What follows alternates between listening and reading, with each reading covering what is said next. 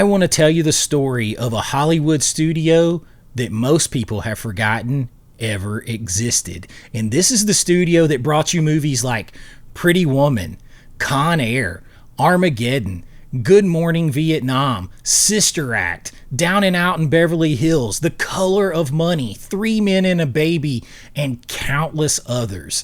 This studio trusted adult audiences with adult material for nearly 2 decades and produced some of the most genuinely entertaining and genuinely moving films of that entire era.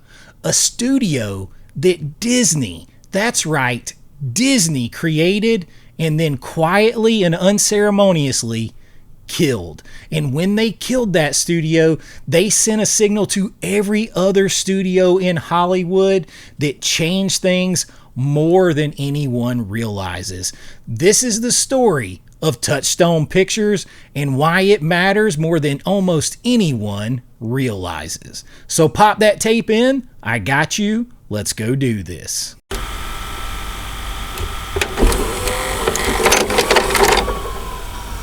To understand Touchstone Pictures, you have to understand what Disney looked like in 1983, which is something very different than it looked like in the 90s and early 2000s, and very different than it looks like today. And the honest answer is that Disney in 1983 was in extreme crisis, kind of like it is today. The animation division had not produced a hit in years. The live action film division was making safe family films that were performing poorly to maybe modestly at the box office.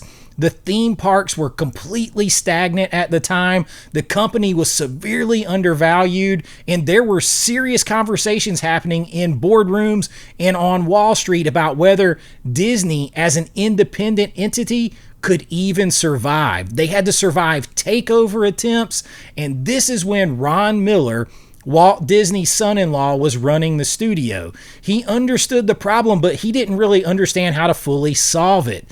Disney needed to make films for adult audiences, but Disney couldn't make adult films. The brand was far too scared for that. They didn't want to make more mature content. Too specifically family-coded was everything, and they just couldn't get out of the Disney bubble, so to speak. The moment you put Disney's name in front of something genuinely adult, genuinely complex, R-rated, challenging, you risk damaging the most valuable brand in all of entertainment. So Miller had an idea. Let's create a separate label, a label that could be a complete separate entity that could make adult themes in films, could make films centered for a more mature audience without the Disney name on the poster. This solved 2 problems at once.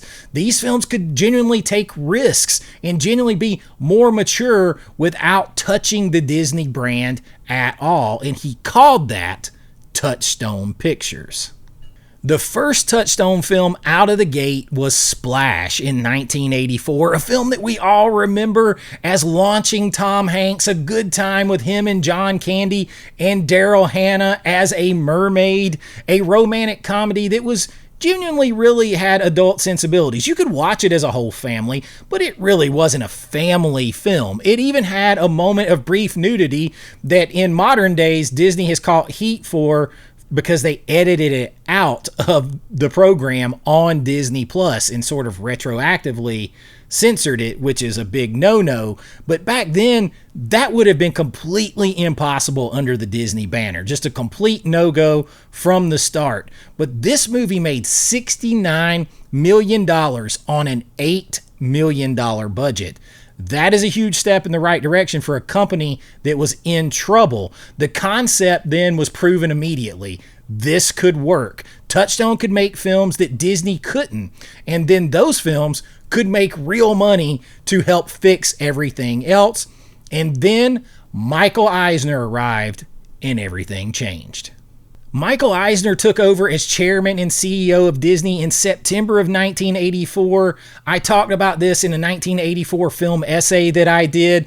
This was the year that changed everything, both in terms of on-screen and off. And Eisner's arrival at Disney is one of the most consequential off-screen events in the entire history of entertainment. Eisner came from Paramount, which had just overseen Raiders of the Lost Ark, Beverly Hills Cop, Footloose, Ordinary People, countless others. He understood adult cinema. He understood Hollywood. He believed in it, and he brought that belief to Disney with complete conviction. Under Eisner, Touchstone became something really extraordinary. He brought in Jeffrey Katzenberg to run the studio. He hired talent. He greenlit projects that the previous Disney regime would never have touched. And he made the argument, explicit and unapologetic, that Disney could serve multiple audiences simultaneously, that the Disney animation label for families could be one thing, and that the Touchstone label could be something else for adults, because he understood then Disney kids grew up to be Disney adults, both operating with genuine creative ambition towards the same goal. And then came the big thing out of nowhere that was extremely extraordinary. They started hitting on movie after movie.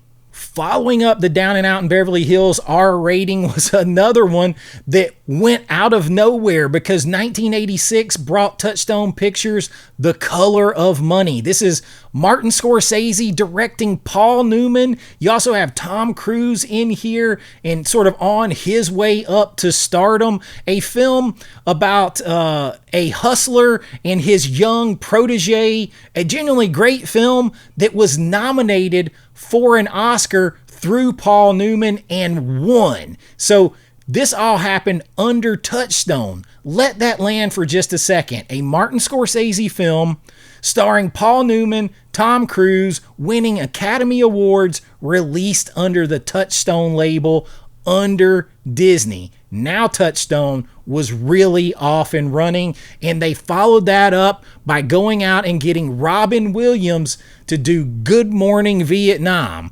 And Barry Levinson directed this thing. You got Robin Williams as Adrian Cronauer, a radio DJ in Saigon, 1965, whose boundary-pushing broadcast brought some light into the darkness for the soldiers in Vietnam. This movie received Academy Award nominations and made $123 million, more than 5 times its budget. And this is the specific kind of film that could only exist under a label like Touchstone.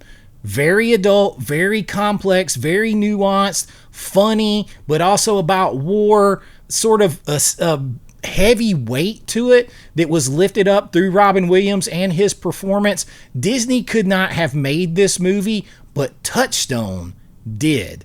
And then they didn't stop with the heavy. They pushed boundaries with comedy. They went on into 1987 with 3 Men and a Baby. You got Tom Selleck, Steve Guttenberg, Ted Danson, and this one's hilarious, and it's not just remembered for the supposed ghost outside the window. This is actually a French remake.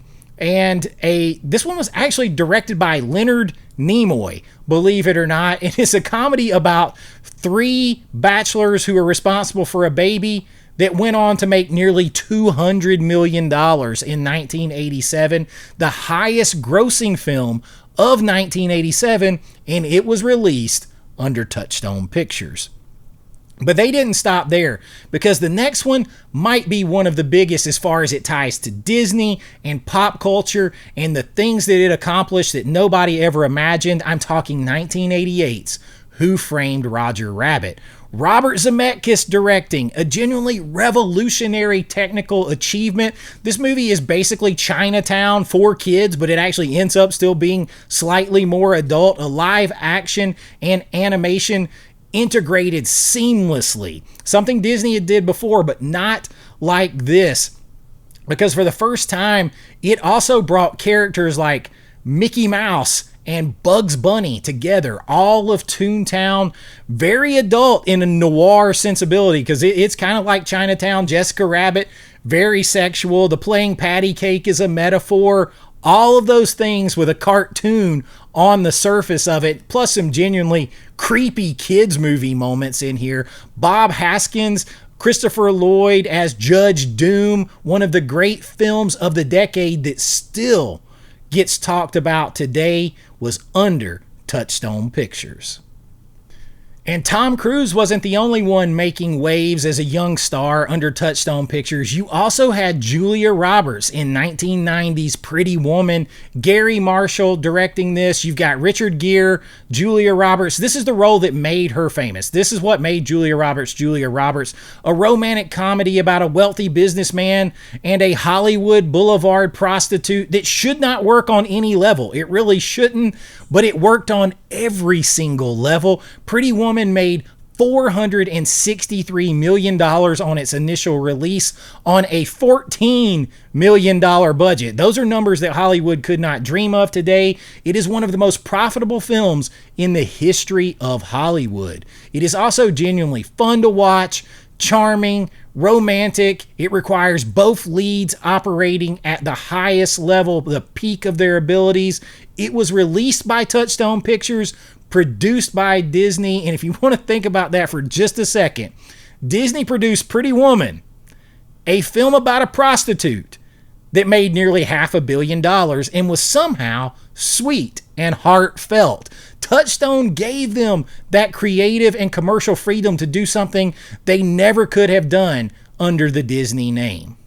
But of course, they had some big comedy hits too, like Sister Act in 1992. Whoopi Goldberg playing a Vegas lounge singer who has to join a convent to hide out. This movie made $231 million, one of the most successful comedies of the decade. These films, this just touches on them. I mean, Touchstone Pictures did my favorite football film of all time as well, The Program, one of the most realistic looks at college football with a huge cast that starred a young Halle Berry, Omar Epps, among plenty of others. These are not marginal films at all. These are not experiments. These are some of the most successful and most beloved films of the entire era, made by Disney, released under Touchstone, because someone at Disney had the courage to say, our grown-up Disney adult audiences, they deserve great films too, just like we gave them when they were kids, and we're going to make them.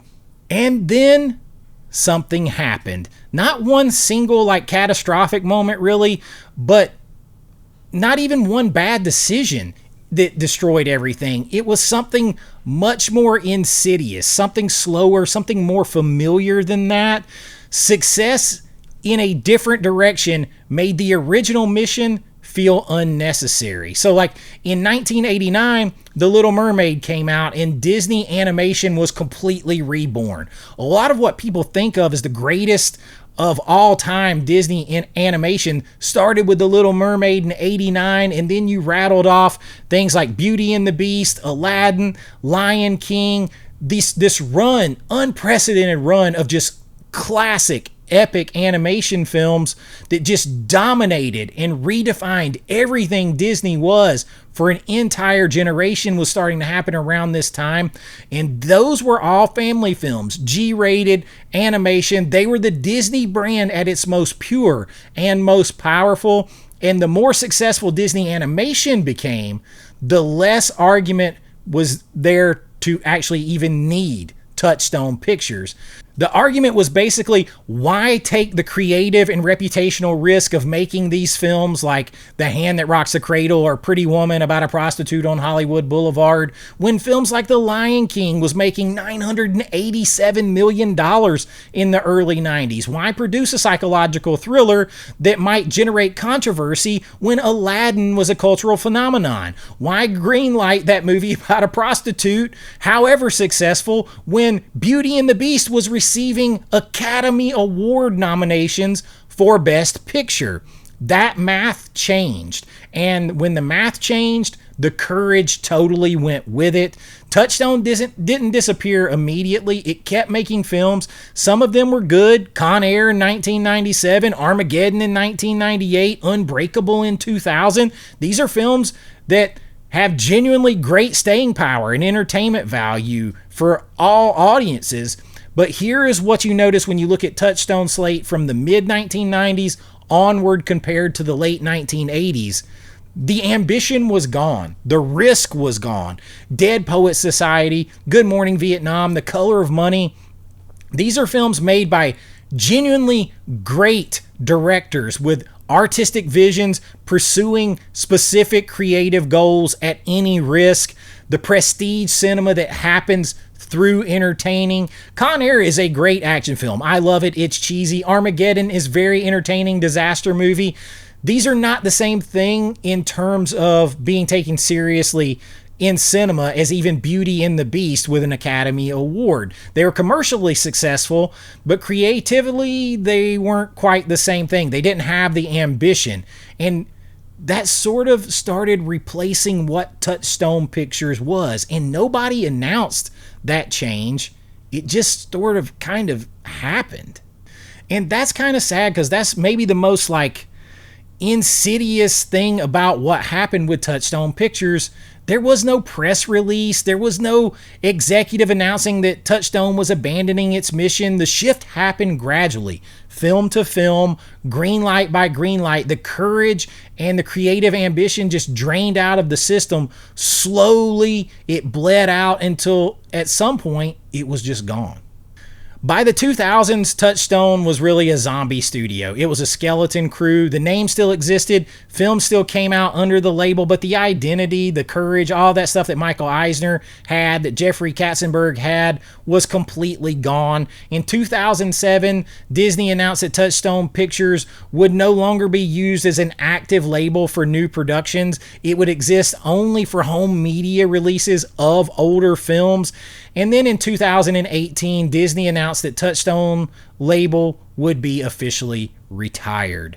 34 years after Splash, 29 years after Dead Poets Society, the studio that made Good Morning Vietnam and Pretty Woman and The Color of Money was officially, quietly, and unceremoniously being retired. Now, I want to make an argument here that is genuinely important that I think a lot of people miss, and it connects the death of Touchstone to something much larger in the entire industry, and we're still paying for it right now. The death of Touchstone Pictures was not just the end of a studio label, it was the end of an entire economic model for studios. Hollywood killed this model without fully understanding what they were destroying. And here's what made Touchstone model work financially that they killed. It's not just about the box office. It is not just about that initial release window. It is about all of the windows. A film like Pretty Woman or Good Morning Vietnam, Sister Act, whatever, made money in the theaters. Then they made money again when they came out on video rental, which then had a blackout period. And then they made money again on home video sales. And then there was a blackout waiting period. And then they made money again on premium TV licenses like HBO and Showtime. Then there was a blackout waiting period. And then they made money again in the basic cable syndication system. That's a lot. That is a waterfall of revenue windows.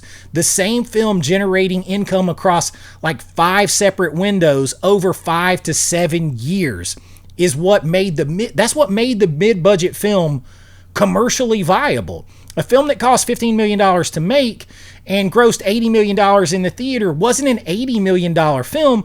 It was a film that was going to make $250 million across all of its revenue life. Matt Damon has actually talked about this relentlessly, extensively, and he is completely right.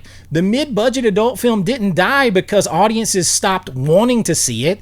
It died because the studios destroyed the economic infrastructure that made those films possible. This goes hand in hand with the death of Touchstone Pictures. When streaming arrived, the studios made this calculation, and a very big miscalculation. Instead of those 5 window revenue model that they had lived on forever, theater, rental, sales, premium cable, basic cable, broadcast TV syndication, they would consolidate everything down into their own streaming platforms, Disney Plus, HBO Max, Peacock, whatever. The subscriber fees would replace all 5 windows simultaneously. Well, guess what? That was a catastrophic miscalculation. Streaming subscriber growth always had a ceiling that they never foresaw. The growth plateaued far below the expectations. The subscriber revenue never replaced the aggregate value of the multi-window model. And the films that suffered the most for this were exactly the mid-budget adult prestige films and the mid-budget comedies that Touchstone had specialized in. Because those films needed the full revenue waterfall system to justify their production costs, they couldn't survive on opening weekend box office alone on a way to $200 million, revenue. It wasn't going to happen. They needed those windows. It's not like a superhero film that might make that. Most people forget that the first film that hit $100 million in its first weekend was Spider-Man with Tobey Maguire. That hasn't been that long ago. This was a very, very big miscalculations. So the studios, in a desperate pivot, doubled down on the only films that could survive the new broken economics. The biggest possible IPs, the biggest possible franchises, the biggest possible opening weekends, rehashing old movies to get in nostalgic audiences who saw it the first time. So there was no room for films like Pretty Woman or Dead Poet Society to get greenlit anymore. And here is the specific signal that went out to every other studio when Disney made that decision. Not just to abandon prestige cinema or the mid-budget film, but to abandon an entire revenue model that made those films viable. Warner Brothers stopped making adult prestige films in the mid-budget area. Universal retreated into franchises and comic book films, and Paramount abandoned the kind of mid-budget adult dramas and adventure films that defined their golden era. Things like 48 Hours, Indiana Jones, these things are just gone. The entire industry looked at Disney's model, the franchises, the IP-friendly content, guaranteed return on investment, and decided that that was the future no matter what. In the adult audience, the audience for Color of Money or Hand That Rocks the Cradle or Pretty Woman, that audience was told explicitly and repeatedly by films being greenlit and the films that are not being greenlit that they were no longer a priority, that they were shifting towards the modern audience. And all these people that had grew up with these movies and were the main spenders on these movies, they were just left out. And the box office has been declining ever since. And here's the specific irony that Hollywood refuses to acknowledge. The audience they abandoned, the adult audience that Touchstone served, didn't stop wanting to go to the movies. They stopped going to the movies because movies stopped being made for them.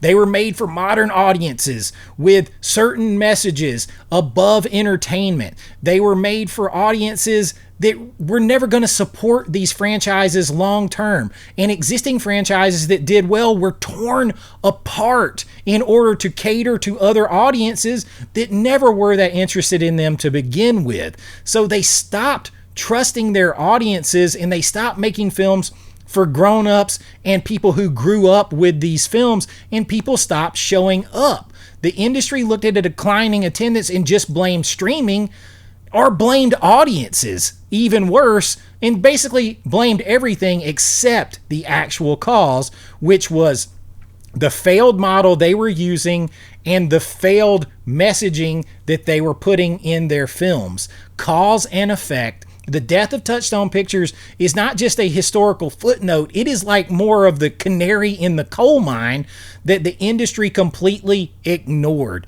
The moment Disney decided that adult prestige cinema was optional and mid-budget films had no place, then Hollywood destroyed the revenue model that sustained them forever and made all those films commercially viable. That was the moment Hollywood began its slow decline, and they have been blaming you as the audience ever since.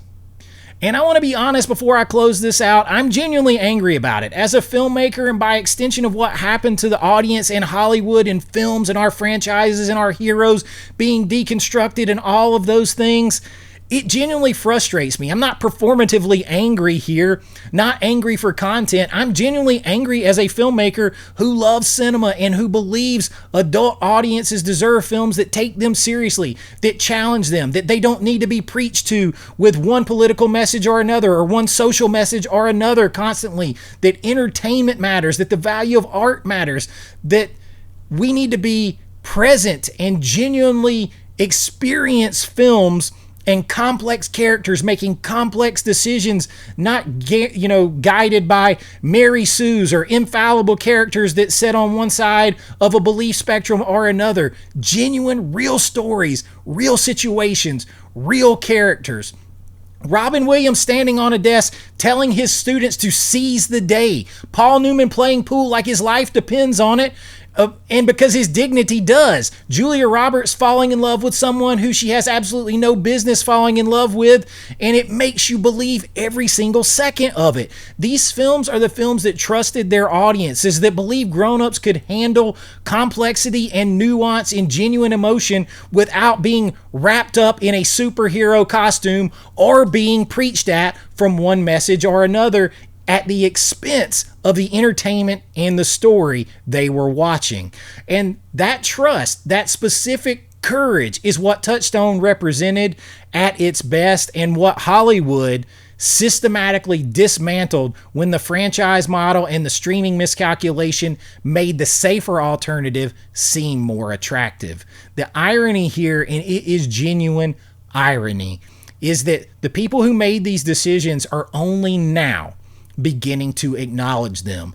It is the adult audience that they abandoned, they realize are starved for films that they have been denied for too long. Adults who love going to the cinema and movies constantly want these things. They buy physical media. They support the franchises they grew up with and love. They don't want to see their heroes deconstructed and ripped apart. They don't want to be preached to in the theater. There's plenty of things in the real world. They want to enjoy that time and let it take them to another place. I always say going into the movie theater and closing the door behind you is like taking a trip, going into a portal to another world, to leave this one behind. We don't want to find more of that from any side of the aisle preach to you in any kind of message. We want entertaining stories that make us feel something and last for decades, like the ones that Touchstone and Hollywood left behind. And here's where I differ on some people making these arguments. I have not given up. I refuse to give up. The appetite for movies like this has never died. Films like Project Hail Mary, Michael, Super Mario, these films show you that if you build it, they will come. If there's good movies there, people will come watch them. All of this, they're still there to be had. The appetite is still there. What is missing is the absolute courage and the balls it takes for someone like Michael Eisner in 1984 to say, you know what? This is what audiences want. This is what they're telling us they want, and by God, we are going to give it to them. That's what it takes. Touchstone Pictures proved that that kind of courage was commercially viable across every revenue window for 2+ decades. Pretty Woman and Good Morning Vietnam, Dead Poet Society were not charity projects. They were genuine hits with enormous audiences that people wanted to see in theater, on VHS, on cable, on home video, again and again across the years and the decades. The lesson of Touchstone Pictures is not that adult cinema or that the mid-budget film or the non-controversial or the non-preach-to-you film is dead. It actually shows you that's where all the success lies. And institutions can make different decisions to save what we have lost. They have done it before. They can do it again. We have to have hope no matter what. I genuinely believe that. So Touchstone Pictures, 1984 to 2018. The studio that brought you everything from Pretty Woman to Three Men and a Baby. The one that proved that audiences love these movies across the years and the decades, that wanted something more. That hope is still there. I want to know from you, what is your favorite Touchstone film? What do you remember from that time? Is it Splash? Is it Pretty Woman? Are those the type of films you hope to see again? But until next time, please like and subscribe. It really helps out the channel. And be kind, rewind like always. This is Chase with AV Pop Culture, and I'll see you real soon. Bye-bye.